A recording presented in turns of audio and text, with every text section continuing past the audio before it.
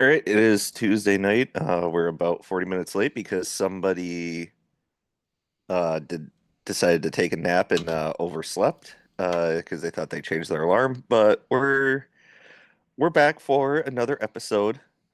I think believe our last episode before we get into NCHC play, if I'm not mistaken. Yeah, no. Conference play starts this weekend. Some solid matchups. Everybody's playing. I believe the only school not playing a conference matchup is Denver, which we knew going into this year that there's going to be one team not playing a conference matchup or not playing at all on any given weekend. So they start that trend. Yeah, of course they get the special treatment to start, but that's all right. Uh, Last week was a little bit lean as far as games just because a lot of teams had a bye week before conference play, rest up, get ready, uh, kind of a nice scheduled break, but there were still some decent matchups that came out of the weekend. Yeah, lean and not great for the conference, really. And the only Colorado and Denver had the most success on the weekend, each earning a sweep. Um, St. Cloud State unfortunately got swept by Boston College. North Dakota also fell in both games to Cornell. And Miami did Miami things, and they also were swept. So yeah, Colorado, the state of Colorado, was the only bright spot in the NCHC this weekend. hmm And I did watch I watched some of the that St. Cloud BC series, and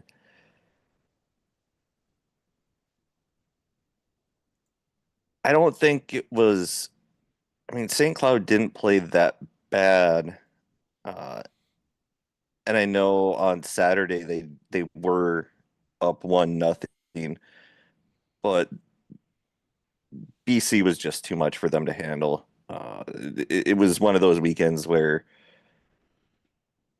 I think they would have won against most teams with how they were playing.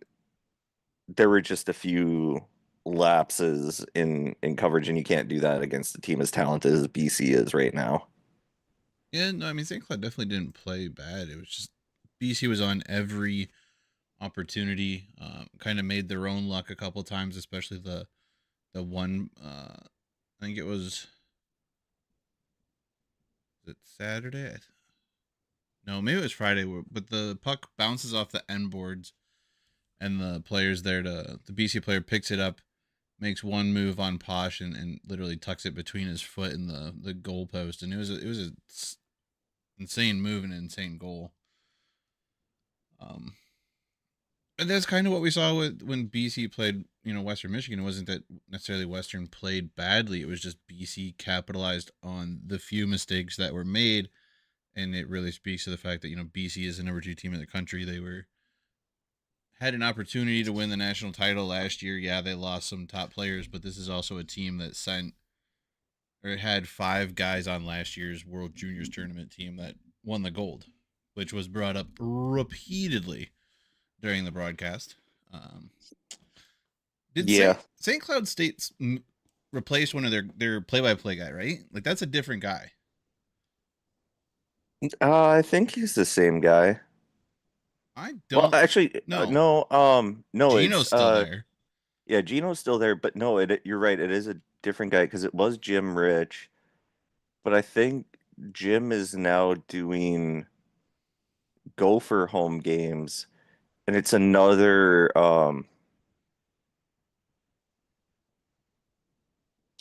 who is it? It's another local sports guy from the cities. Can't remember his name.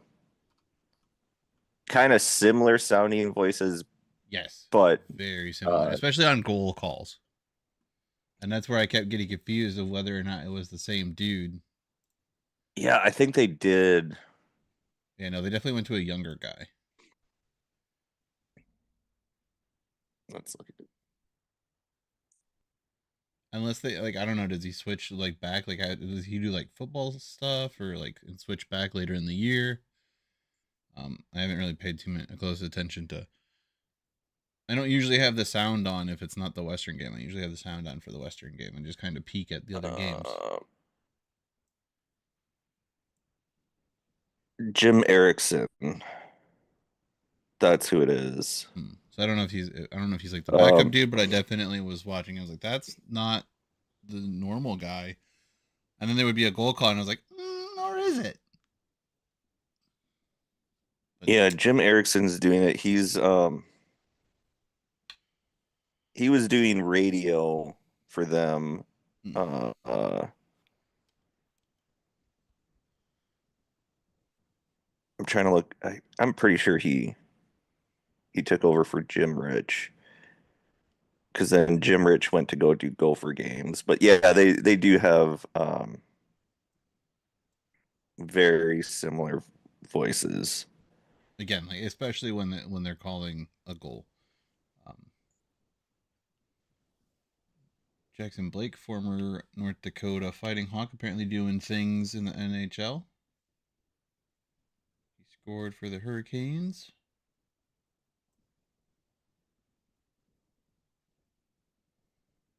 today. Um,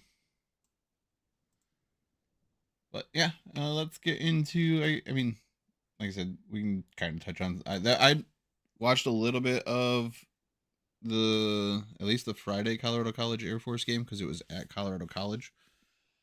Hmm. Um, and that's the one that went to overtime. God, dude, Colorado College, don't go to overtime with them. If you can beat them in reg, like you got to take the opportunity and do it. Because with Empirico and then their ability to play 3-on-3 is stupid. They have a lot of talent, that's for sure.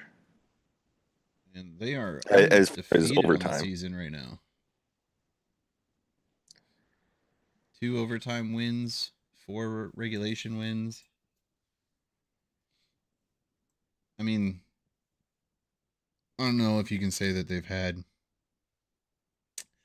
the highest of competition in their non-conference schedule, but they have made the most of it for sure. They have an overtime win against Northern Michigan to start the regular season, then a 6-1 win the next night in regulation. 2 regulation wins over Anchorage, Alaska Anchorage, up in Anchorage, followed by another overtime win against Air Force to hold on to the Pikes Peak Trophy, and then another 6-1 win this last Saturday to complete the sweep there. So I mean they're off to the right start, but again, I don't know if you can really say that's top tier competition, if you know what I'm saying. And you're gone, and we lost Mike. I don't know where he went. Hopefully he comes back because I don't know how to do this by myself, and no one really wants to listen to me talk to myself. So hopefully he comes back. Let's see here. Let's see. Oh, there he is. Wait, maybe we're working on it. It's thinking. We're thinking. We are thinking.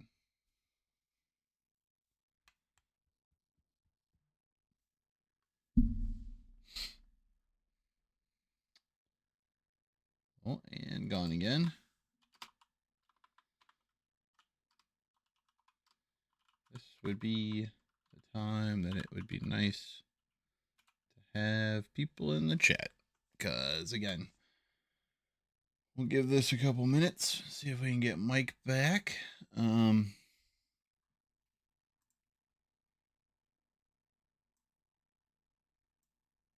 guess, if he comes back or not. Again, suck to do this by myself. Miami and RPI. Those were another couple games that I got to at least get eyes on being on NCHC TV. And really just some really sloppy hockey from both teams. Compare that to the BC St. Cloud game, and that was like watching 2 completely different levels of hockey. Miami appears to be in trouble again, and maybe it's the new coach. It might take them a season to instill that culture there and get things going the way that new coach wants to. Um, I don't know what's going on. Mike's trying. Oh, are you back? You look like you're back. Are you back? I think I'm back. All right, It just quit good. on me. I was just saying that one, I suck at doing this by myself, especially with no chat, and two, that when you compare the BC St. Cloud games to the RPI Miami games, which I was also able to get eyes on, that was like watching two completely different levels of hockey. That RPI Miami series was just ugly, sloppy hockey.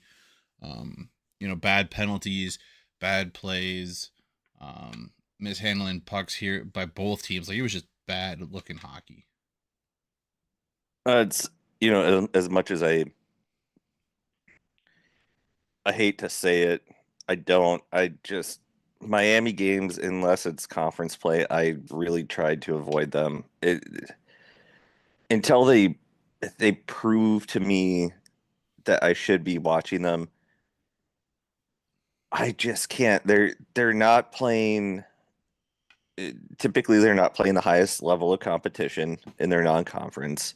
Um, and if they are, they're just going to get smacked around. And if they aren't, it's exactly like you said. It's just, it's not good hockey. It's not fun to watch. It's like watching a bunch of mites skate around, trying to figure out how to stand upright.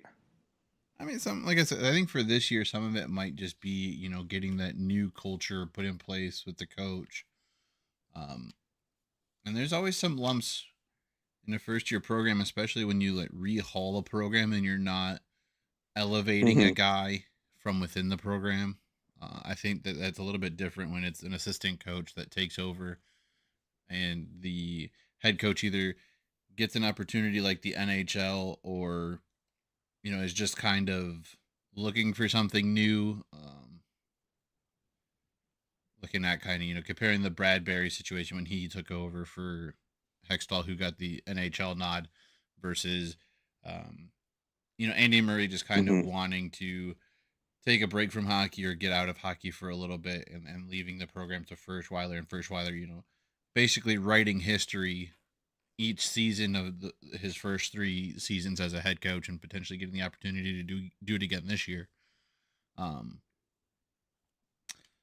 versus the coach being let go and then having to build the program like we saw Mike Mayotte do. His first year wasn't that great, but years 3 and 4 or 2 and 3, whatever it ended up being, like has seen market improvement. And some of that could be having a great Hmm. goaltender like Caden Mbereko here now in his third season.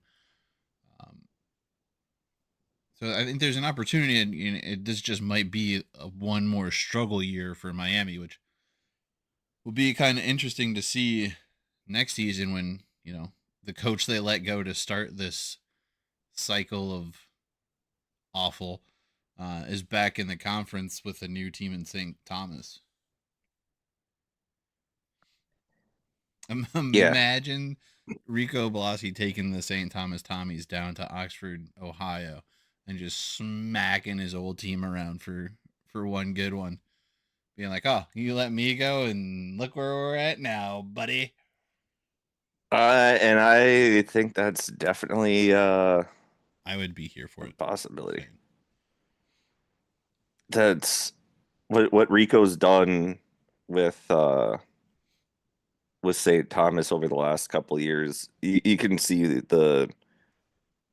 the improvement in that program from getting absolutely spanked in their first ever Division One uh, game against St. Cloud, like 12-1 or something like that, to now uh, competing with the top teams in the country when they're playing against Minnesota, when they play against St. Cloud in their non-conference.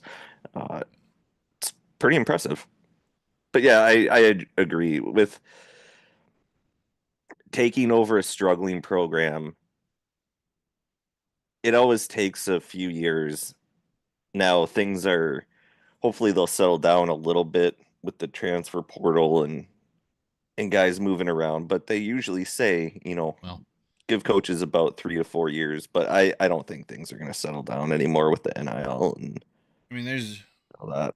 about to be a whole new bunch of changes. They're limiting the roster size, I think, down to 25. Um, the addition of Canadian Hockey League players, so the talent pool is going to open up, but they're also going to limit the number of roster spots a team has.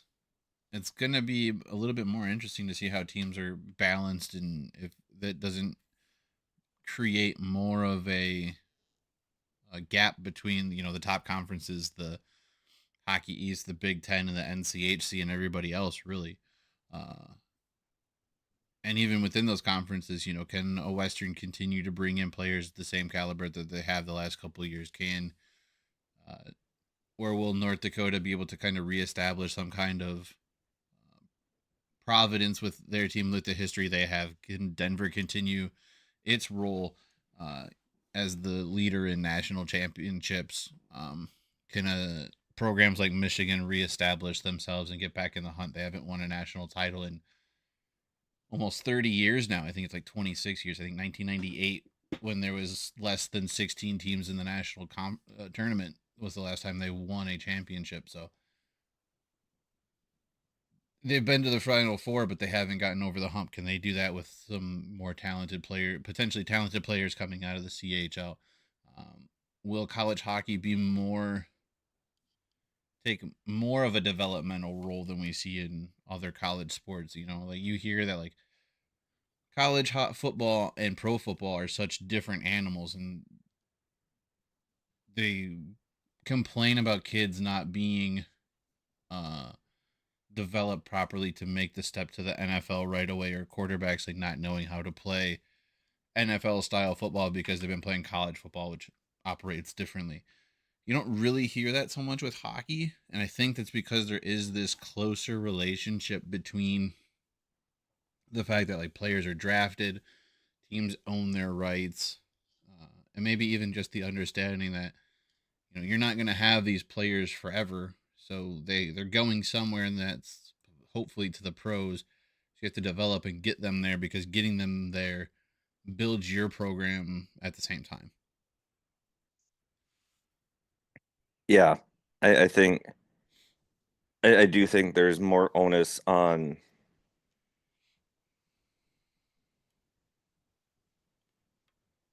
college hockey in developing players because Which is also, which can we stay on this topic for a second? Which is also, and I don't yeah, mean to cut you off, but I'm going to cut you off to give you another avenue here. But it's also weird that hockey does seem to be more understanding of the developmental process getting these kids than football does. College football is really what, say 98% of the path to get to pro football, to get to the NFL. You hmm might get a guy here and there that's coming from, like rugby in Australia to be a punter, or um, some other off the wall circumstance where maybe a guy goes to the CFL for a couple years. Chances are he played American college football before going to the hmm CFL. But it's high school, college football, NFL. The draft is 99%, if not 100%, college football players being drafted by pro teams. Yet they don't act like they're the developmental step that they are. Whereas hockey, you have college, Canadian juniors, uh, European leagues, European juniors, the KHL. Like there's all these different avenues that you can pluck players from, or sign hmm players, or smuggle players in trunks of cars to get them out of Russia back in the day to get them to the United States to play. You say back in the day, but that That's might still may or may happening. not have happened. Yeah, we might A have couple had of a years ago, certain number 97 that we had to do that with.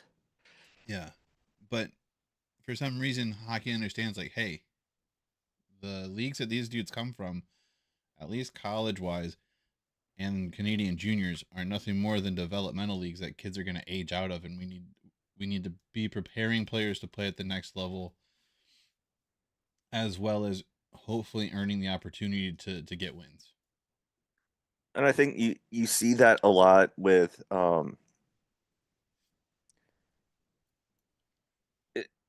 the programs that have been successful over the last couple of years and players that are transferring in. Not to say that like Sam, not to say he wouldn't have done well and gone on to successful things at Northeastern because they are a fairly storied program in their own right. But he saw what was happening at Western and he was like, oh, hey, I'm going to go there. I think Tristan kind of has seen the same thing. And Denver's the same way, but kids see these avenues of programs being that step. So they go from juniors to college, college to the minors. Typically, it's not that often you get special players like a Jack Eichel or Kale McCarr that come straight from college and play without really touching the AHL. Yeah. Um, but they know there's a step, and if they go to the pros, they're going to be developed from these programs, go to the pros in one level, one aspect or the other, then they can make that step to the NHL. And I think baseball and hockey get it right in developing these kids. Um, in the sense that baseball, you have so many steps to develop. You're still a pro, but they develop them right. Yeah. And hockey just does it in a different way, and they get a little bit of an education out of it, maybe sometimes. You hope. And I mean, Yeah, I and think there's Gino's some, brother said he just majored in hockey while he was at St. Cloud. He's and like, I there's don't even know even, what my major was. yeah, and there's even some programs. I think Western's one of them that will still continue a player's education after they've left the university. Like they'll make sure that like if they want their degree, they can come back and finish it in the off seasons or whatever the case may be. Um, just as another way of being like, hey, we want to build the person and develop the person as much as we want to develop the player. So that opportunity exists, which is pretty cool for sure. Yeah, but I think a lot of that top talent, they're going to go to the programs that they think they have the best chance of being developed to be a player that can play at the next level and Yeah, the next level. Because yeah, I mean, I mean, even Sam kind of said it. Like he said that at Northeastern, as much as he enjoyed being there and it was where he wanted to go, his career kind of hit a plateau and he wasn't sure what it was going to take to get there. Comes into Western and has basically college career numbers in his final mhm. season. Goes in, plays I think a couple games in the AHL, gets a couple games in the NHL to finish the season last year, including scoring a goal during Silverberg's last home game with the Ducks last year. So I think it benefited him for sure to make the change and to come to Western and play that style. And I think it also benefits Western a little bit in getting guys like that, having a coach. The last two coaches at Western have had NHL experience. One, Andy Murray's experience was a little bit um, before a lot of the players came in's time per se.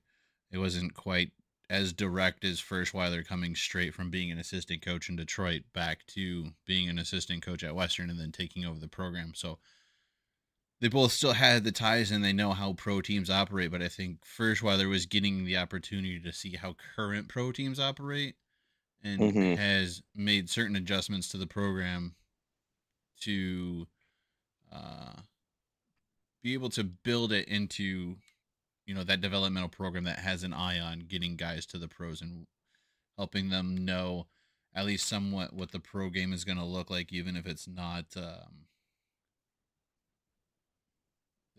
quite the contract side of it, but just how business operations run within the team themselves.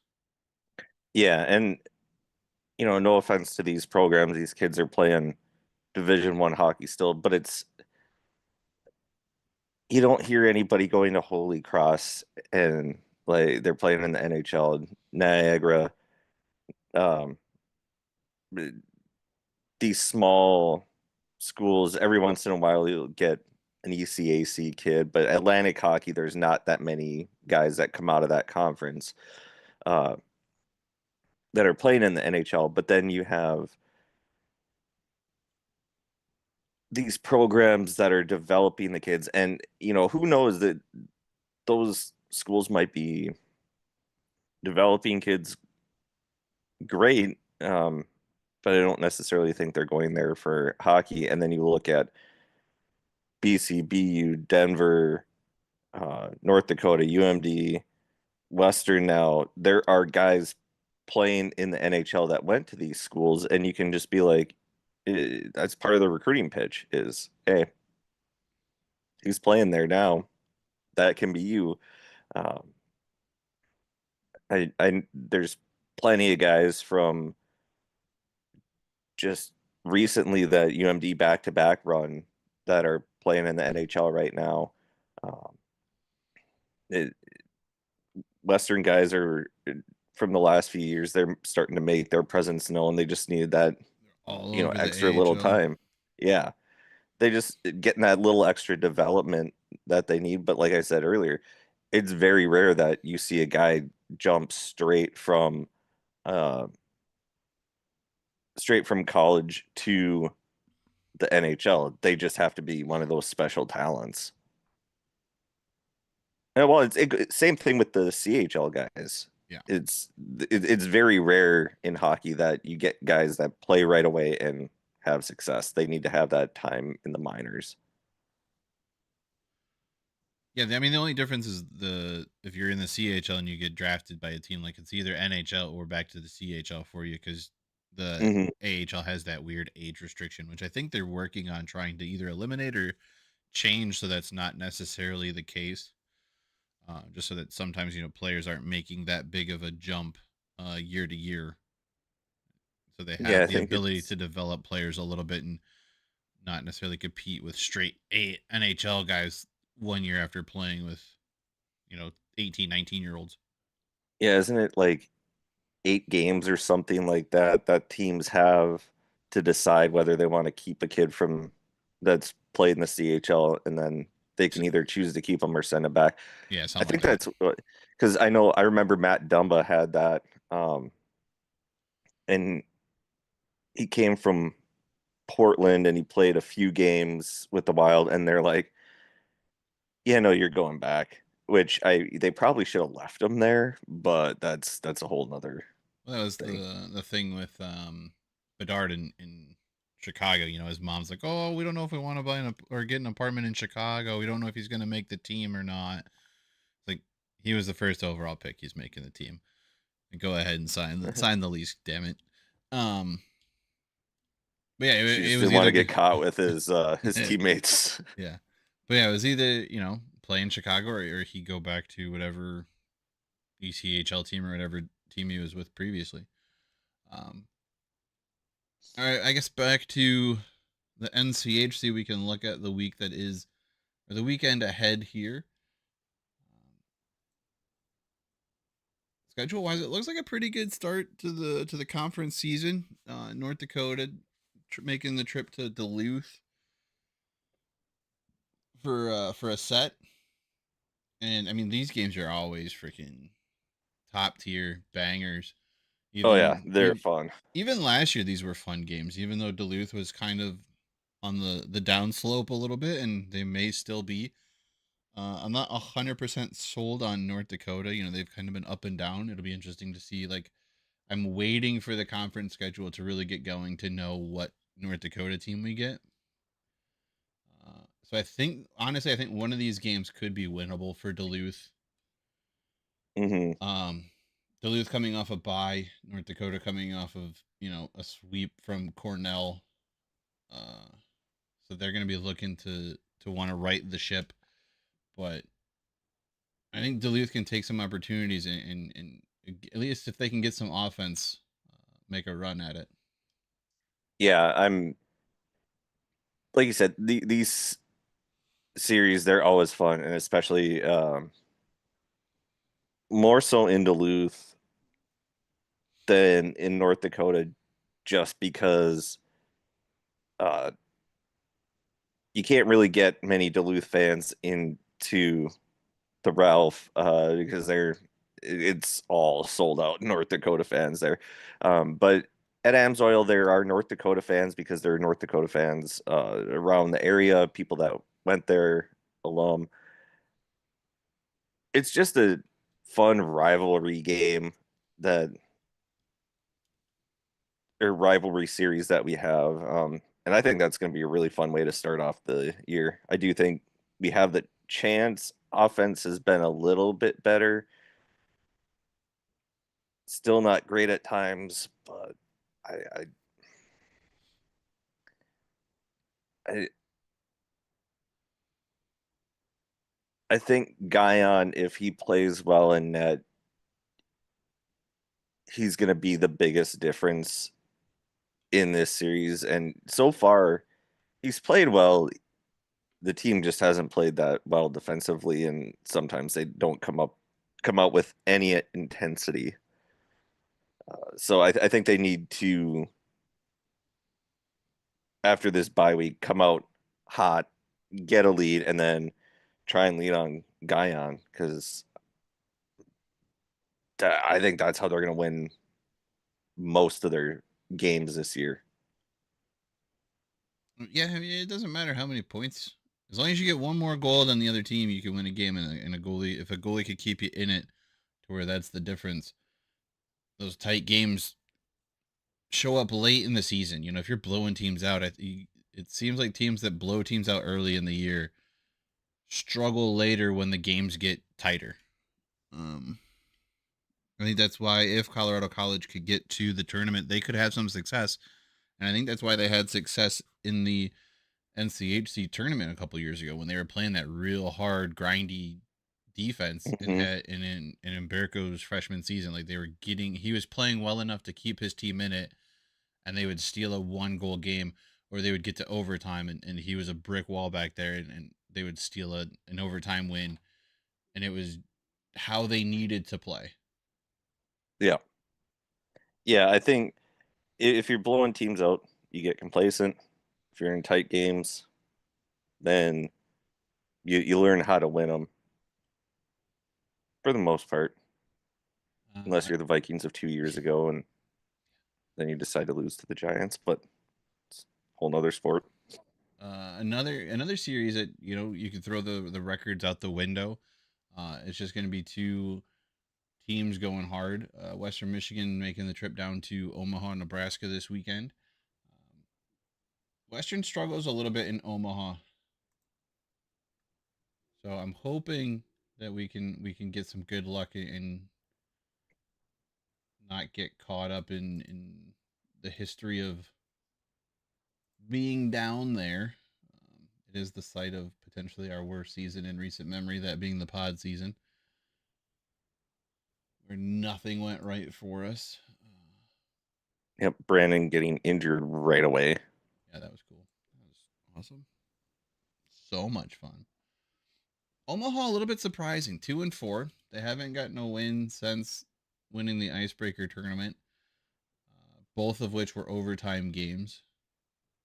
They're also coming off. Both of these teams are coming off the bye, so an opportunity to work on some stuff. So we'll see how they come out. I expect it to legit be a hard fought game. The only thing that will be kind of different is, like I said, this is not the Western team of years past. They just don't seem to be as big, which is weird because the number wise they're just as big as they were the last couple of years. But there's also a lot of different players that aren't necessarily as heavy of hitters.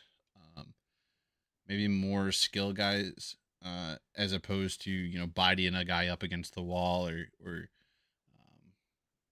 looking to just separate player from puck. There's a lot more pickpocketing and stick play, puck control going on this year.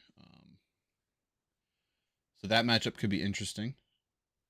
But again, like it's a series that I always look forward to, and like I said, you could just take the records and toss them out the window. Hmm. But Omaha, a little bit of a surprise, like I said, being 2-4, Western being 3-1, not necessarily as much of a surprise. Pretty much kind of right where a lot of people would have suggested they be. They had an opportunity to win the BC game, and it would have been awesome to go in there undefeated, but it didn't work out that way. But both teams rested, both teams wanting to erase some losses in the previous weekend that they played, and it's down in Omaha. Yeah, Omaha is a tough place to play, especially for Western in the most recent years. Uh, Maybe they just load them up on steak, so they got that real heavy beef belly. yeah, they might the Omaha Steaks. Yeah. I think that's probably what they do. Just oh yeah, just treat all the team. Everyone on the team is everyone on the bench is just bloated and ripping gas from all It's that red meat.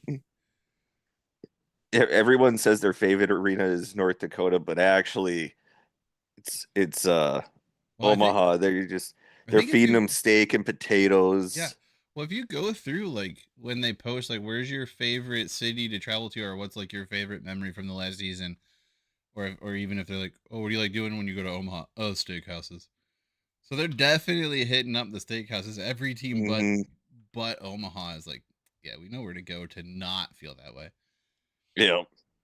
That's the home ice advantage. They're either completely used to the red meat or they're just like, yeah, we get red meat on Saturdays after both games are done and we can feel like crap It's until Monday. it's not the altitude, it's the steak. Yeah. Um, Miami at St. Cloud. Miami has gotten some let's just be real. In the last few years, last year excluded. Well, I mean, I guess even last year you could say Miami shocked the world with their one conference win against freaking Western last year.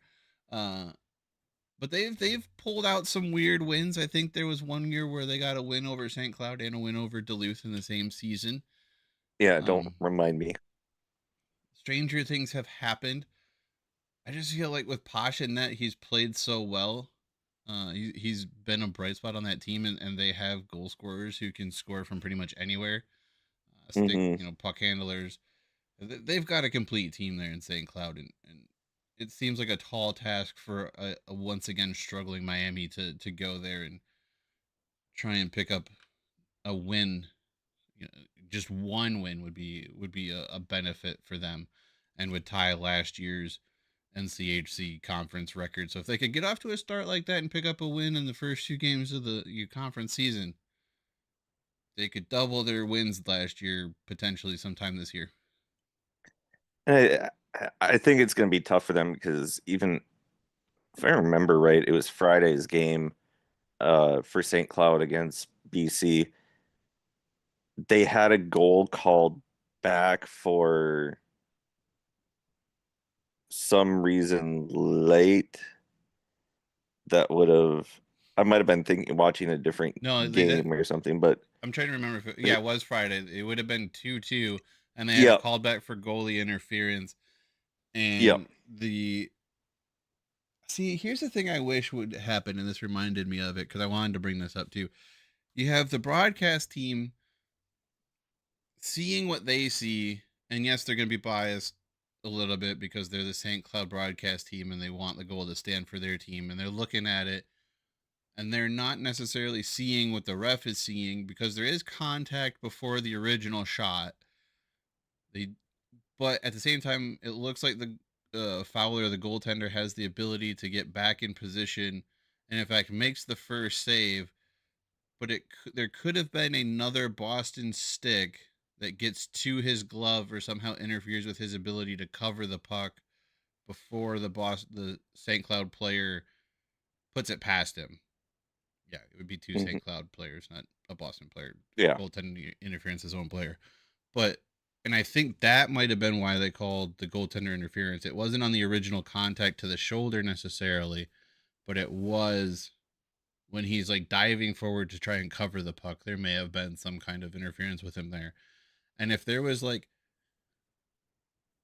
there was some kind of transparency of like what the decisions are on reviews that came out after the game, like a report or something, would be interesting to see, and might give reporters or broadcasters or even jackasses like us the opportunity to better understand what the refs are seeing, what they're calling, why they're calling it, and help everybody increase their overall knowledge of the game. And I agree with that. And I just heard this morning, scrolling through Twitter, I came across the Spit and Chicklets podcast, and I, I don't typically listen to them, but I saw Kaprizov's name, and I'm like, oh, I'm going to see what they said.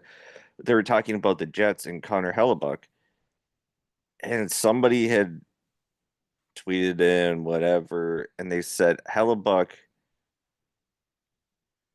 made a presentation for the NHL on his thoughts on goaltender interference and made graphs and everything, the whole 9 yards, and gave it to the NHL and was like, this is what I think.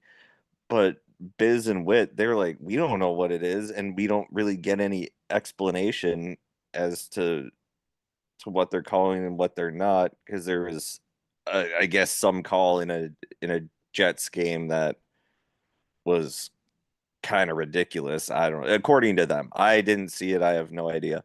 Yeah. Um, but I would, if nothing else, just on the replays, because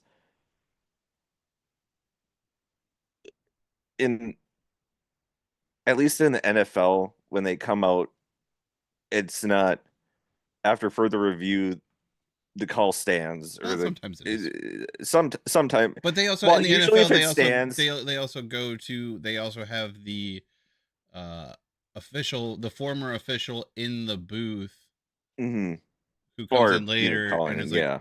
"Oh, well this might be why, or this is the letter of the rule, and I could see why it would be this way." Um the XFL I think does it right, other than I will say it is weird, or not the XFL, now the UFL does it right, where you hear the conversation of the review and you see the sky judge making the call, which they even do in the arena, which is weird. Um, and you hear like the voice of God, so you're getting the direct information from the review, and it doesn't go through the head referee who makes the announcement, who then later makes the announcement Hmm. afterwards, even though everyone in the building heard the call. Yeah, But I don't know if they do it. If it's in the arena or not, but I know for sure on TV broadcasts of Six Nations rugby, they go into the booth if they're reviewing something, and you can hear that conversation between the referee yeah, and the replay official. yeah, they'll be like, "Oh, well, yep, his knee is still up, and it looks like the defenseman comes in, and there's the punch to the ball. The ball's loose before the knee goes down, so yep, that's going to be a fumble, and it's recovered by the defense, and it looks like it's at the 37-yard line with 12:53 to go. So let's reset the game clock. We'll spot the ball at the 37-yard line, and it's uh, Detroit's ball." Like, you hear all of that go on, and then you get to hockey, and you're like, "After further review, the call on the ice stands. Play on." I mean, sometimes you'll get Yeah. a ref who will be like the one, "You're not gonna like the call, but we have a Yeah. good goal or a no goal, whatever it was." Yeah, I do like the refs that go a little bit above and beyond. Some people don't like it and they complain and he's a terrible ref. Well, it's not all about you. You know what? They can have a little bit of fun too. And at that moment, guess what? It is all about them because they're the ones who make the call. Yeah. Um, Arizona State opening its NCHC career or life here, going to Colorado College, who we previously mentioned, undefeated, 6-0. Arizona State coming in with a record of not undefeated. I think they opened something else I wanted to look at. 3-4-1 overall. I think their one tie is a shootout win against Michigan. An 8-1 win over Air Force, a sweep of Northern Michigan this last weekend. Northern, a team we believed would struggle just with the amount of changeover they had in the offseason last year. Um, Looks like that may, in fact, be the case. But I think the schedulers kind of did Arizona State a little bit of a favor here, potentially scheduling Colorado College, a team that since making the jump to Division One, they have had quite a bit of success against. Hmm. Um, they're 6-2-2 in the 10-game series that they've played with Colorado College, and they're actually on a 4-game unbeaten streak. Um, 3 regulation wins and a shootout win. 2 of those being last year in Colorado. The shootout win and a 2-0 reg win last year, last December, in Colorado Springs. So the coach there knows how to win in Colorado Springs. He's done well against this team. I don't remember who. I'm assuming Caden was the goaltender for those games. So they've gotten pucks past Humberto. And the year before that, I mean, they had a 6-1 win and a 5-something win. So he has Powers has some success against Mayotte and the Tigers. Um, they're doing it without TJ Filter, who was their goaltender the last couple times. But Yeah. I mean, they got a 2-0 win on 14 total shots. So making the most of their opportunities against the hard defensive team that is Colorado College. I feel like this, Colorado might get some revenge here and might be like, all right, now you're in the conference. Um, we're gonna take it up a notch, and these games matter a little bit more now than they did when it was the non-conference schedule, and we want our opportunity to get to the national tournament. And if you're in our way, we're just gonna go through you, type thing. So I like the matchup. I like that Arizona State has had some success, but this is a different Colorado College team and Hmm. a different goaltender. It's hard to go against Humberto, but Arizona State's had some success against him and still has some of the players and Powers knows how to coach them against this team. So it could be a fun series on that one too. Yeah, I do think it'll be a fun series, especially since these teams know each other fairly well compared to, for the most part, the rest of the NCHC. So I think that's a really fun matchup to start, just because they're two. CC is one of their most familiar opponents for ASU. Uh, yeah. Then the only non-conference, Denver at Lindenwood, or Lindenwood at Denver, I should say. Yep. Um,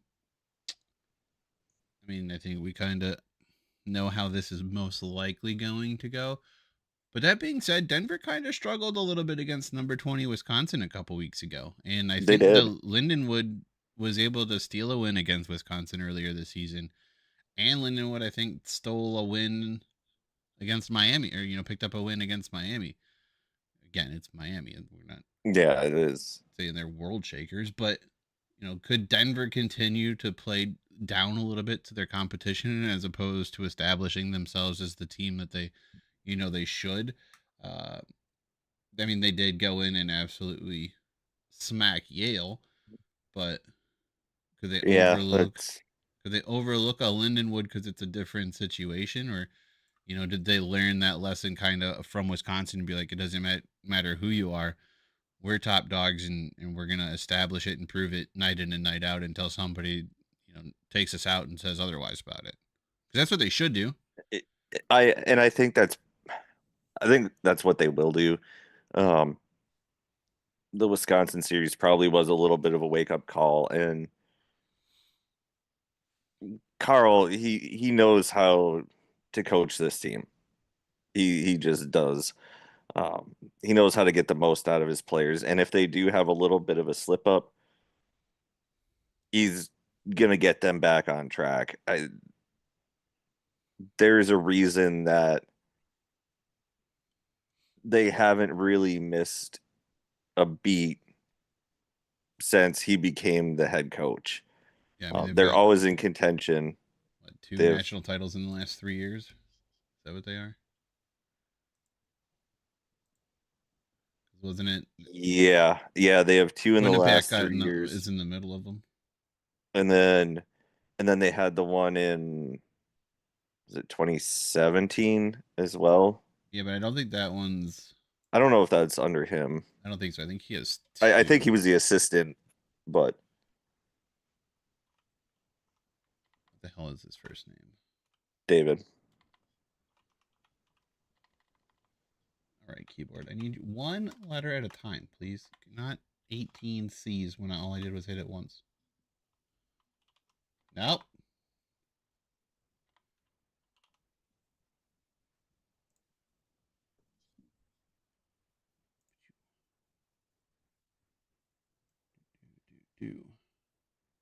Yeah, he has two. So he was Okay, yeah, he was the assistant coach for that. third one that they've picked up in the last 10 years or so.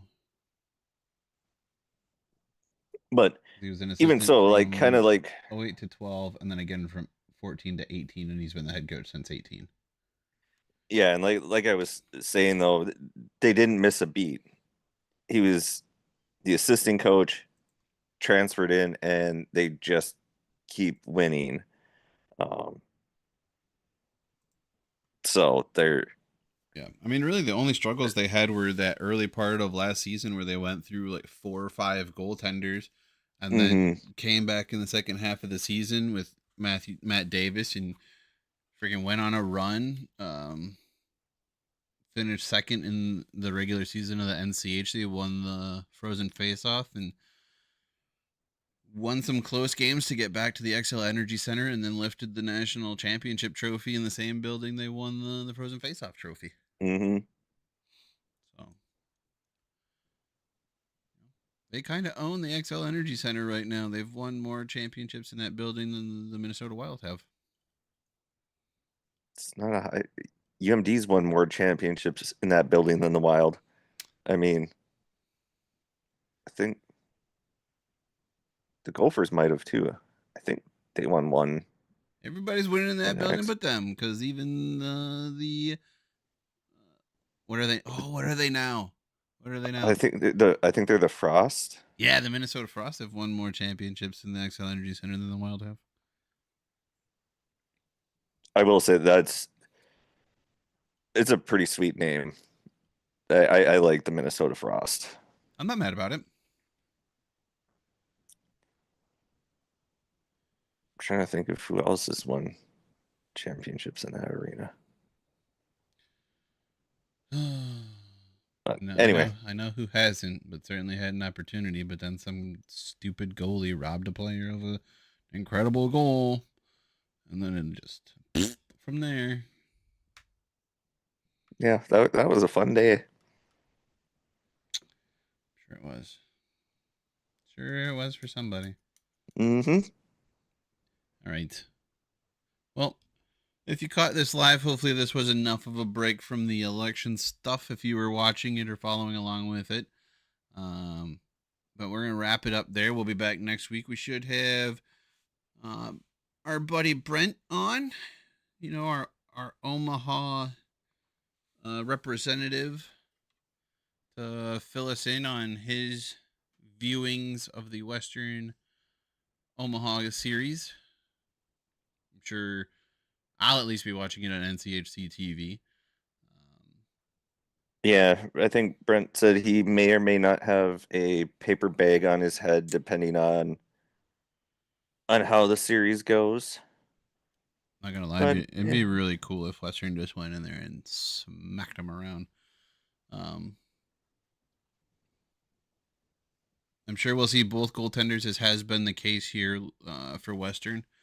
Both Rowe and Hampton both playing well. I mean, Hampton actually played really well against BC, and it was just a couple of unfortunate plays that earned him the loss. But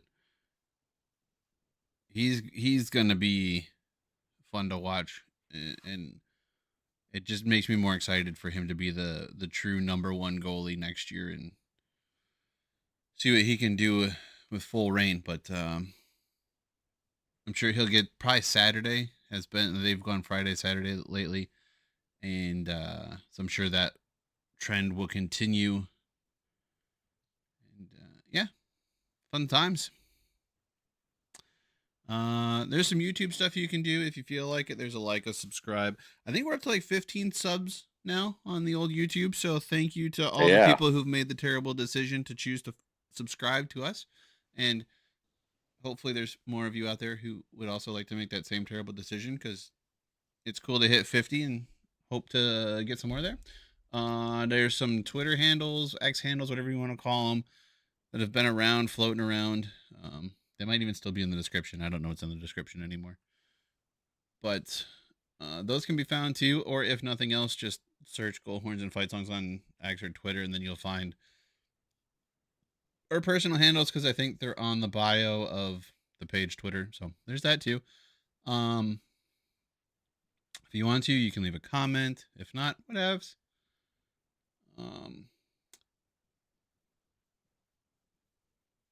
I think that's it. I mean, I guess the only other thing is, like, what everybody else is saying today. No matter what the results are of the election, we're all still stuck here together.